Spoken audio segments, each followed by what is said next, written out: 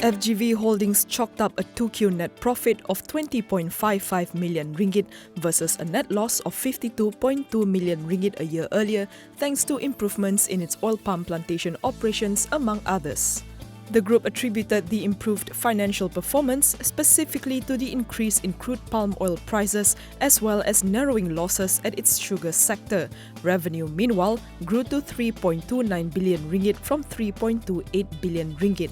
As for the first half of FY20, however, FGV's net loss more than doubled to 121.8 million ringgit, while revenue was down 7.3% year-on-year to 6.08 billion ringgit.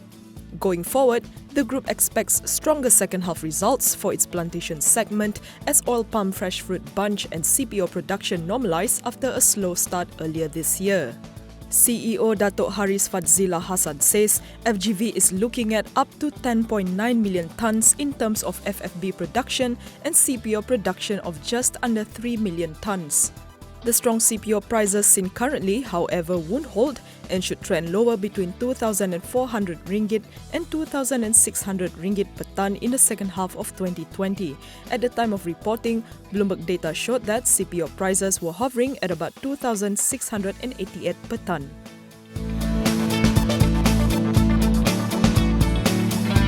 Pharmaniaga says its sterile liquid injectable plant, which is capable of carrying out the bottling process of a COVID-19 vaccine, has a monthly capacity of 10 million doses. Group Acting MD Mohammad Iqmal Abdul Rahman says, given the readiness of the existing line, Pharmaniaga would only need to pump in less than 2 million ringgit to further gear up the plant. The group is seen as the front runner to secure Putrajaya's contract to repackage and distribute the COVID-19 vaccine when it is finally developed. On the financial year ahead, Mohammad Iqbal believes the pharmaceutical sector will remain resilient. He notes that Pharmaniaga continues to receive 50% of its earnings from its government concession. However, the group intends to increase its presence in the private sector by extending its product range, especially in the over-the-counter segment. He explains that Pharmaniaga aims to go into an area with a high barrier to entry, which is why it is exploring new therapeutics, vaccines and insulins.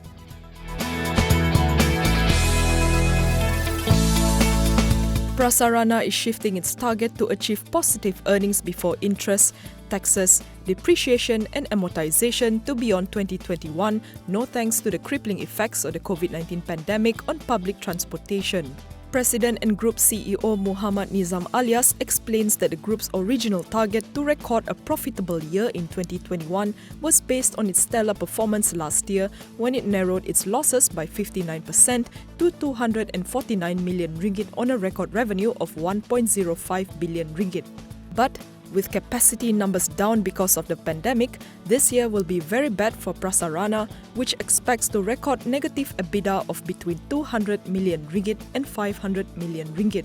For the first half of 2020, Prasarana's revenue dropped 42% to 277.3 million ringgit from the 474.8 million ringgit recorded a year earlier. Losses before interest, taxes, depreciation and amortization more than doubled to 269.6 million ringgit from 121.7 million ringgit.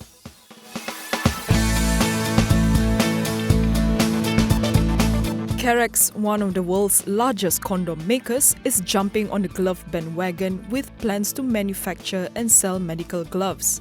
The group said in its board's filing that it aims to spend 40 million ringgit to set up 2 production lines in a year from now with an annual production capacity of 500 million gloves. There are also plans to expand the lines to quintuple that capacity over the next 4 years.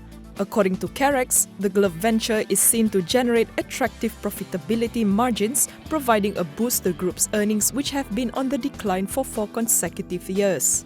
For the fourth quarter of FY20, Karex posted a net profit of 1.43 million ringgit compared with a net loss of 1.01 million ringgit a year earlier as a result of stronger sales of its products in the Americas.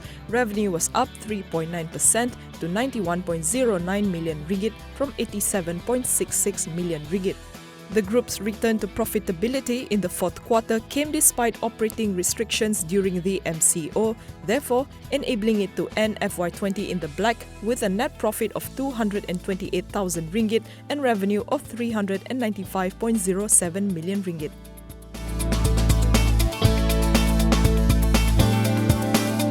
TalentCorp, an agency under the PM's department, and Lembaga Tabung Haji subsidiary TH Hotel and Residence had the most unsatisfactory levels of governance out of 9 government agencies audited federally. This is according to Auditor General Dato' Nik Azman Nik Abdul Majid, who presented the 2019 Auditor General's report today. He said that while financially stable, both had failed to achieve their key objectives. TalentCorp, he said, may have faced issues due to the absence of a CEO since June 2018. In the past 3 years, the agency had failed to deliver on its KPI to bring back highly qualified Malaysians who are currently working abroad. Meanwhile, TH Hotel and Residences room occupancy rate stood at just 37% to 45.9% from 2016 to 2019.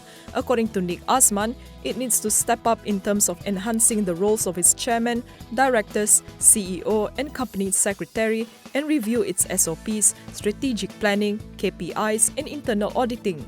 As for the other 6 GLCs that were audited, SME Bank, UDA Holding and think tank Might came up tops, while Amanah Raya, Technology Park Malaysia, CIDB Construct Services and National Institutes of Biotechnology Malaysia achieved satisfactory levels of governance.